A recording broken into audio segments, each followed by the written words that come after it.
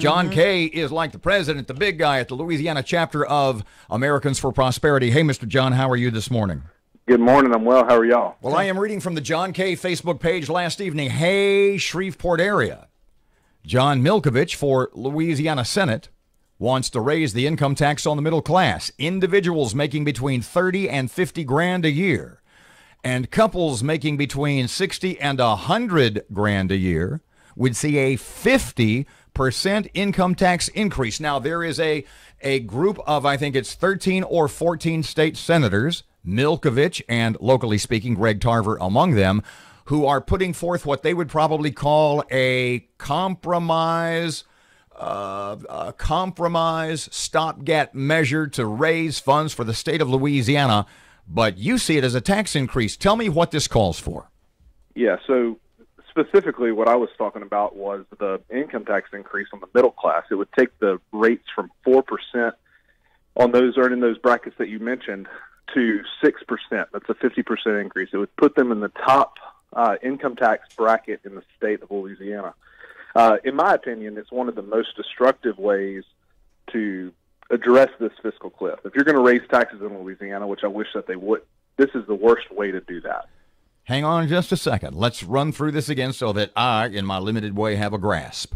So according to this compromise proposal, if you're making between 30 and 50 grand, you're being taxed at 4%. They want to raise it to 6%. If you're making between 60 and 100, what's your tax rate right now?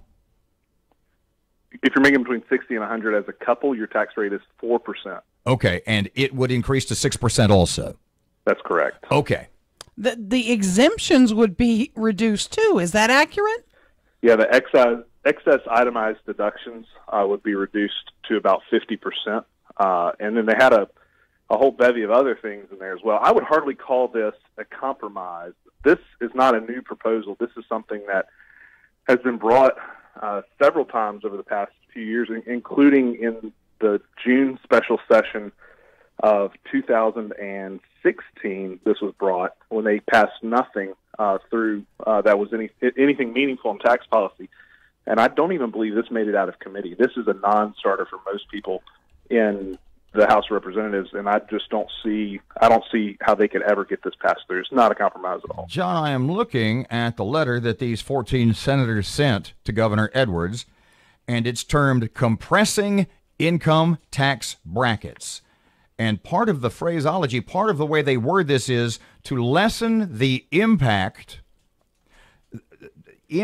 of federal tax reform. By that, don't they mean we want to take back some of the money that you're getting to keep because of... Well, they are getting more of it, yeah. Right? You know, it's funny. They are getting more as a result of tax reform, but it's funny. In Washington, D.C., you have a Democratic Party who's saying that the tax reform measure hurts the middle class.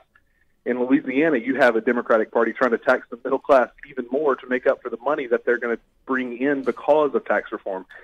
It is cognitive dissonance at its best. I've never seen anything that's quite as ironic as this proposal mirrored against the national Democrat proposals. So explain to me, if you can, make some logic out of this, what when they got into this meeting and said, I know what we'll do. We'll increase tax rates on practically everybody. What sort of logic could have gone into that meeting and made that sound like a good idea? I think that they think that this is that people just received a tax cut from D.C., that they would likely not notice this nearly as much at this point in time. So I guess they thought they would give it a shot. But the problem with this is, if you want to change the brackets, these are in the Constitution. This would actually have to go to a vote of the people.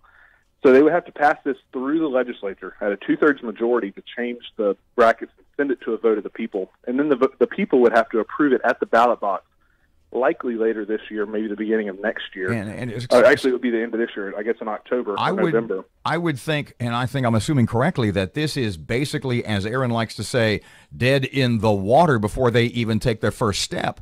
I would be surprised if this even made it out of the House Appropriations Committee. So what happens, John, if they don't... What happens if they don't come to an agreement? Are we going to see cuts? What do you think happens when you look in your crystal ball? I don't know what we'll see. It depends on what would happen, what kind of budget would be passed by the House of Representatives and the Senate and sent to the governor. if they pass the budget at all. So you have a few scenarios up in there. One is that you pass the governor's budget as is, and you would see cuts that he wants to implement on the state. The other option would be, if they pass the budget, that the House and Senate come together and say, maybe we don't want to cut the things that the governor said. Maybe we want to put a larger across-the-board cut on agencies and departments.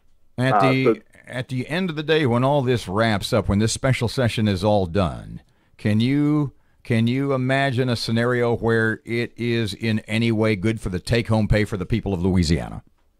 I don't think that it'll affect the take-home pay as far as your paycheck is concerned. It could affect the amount of money that you're spending on goods and services and things like that. If they do something with the sales tax, or if they raise taxes on business, eventually the people in Louisiana will see an increase of the price of their goods.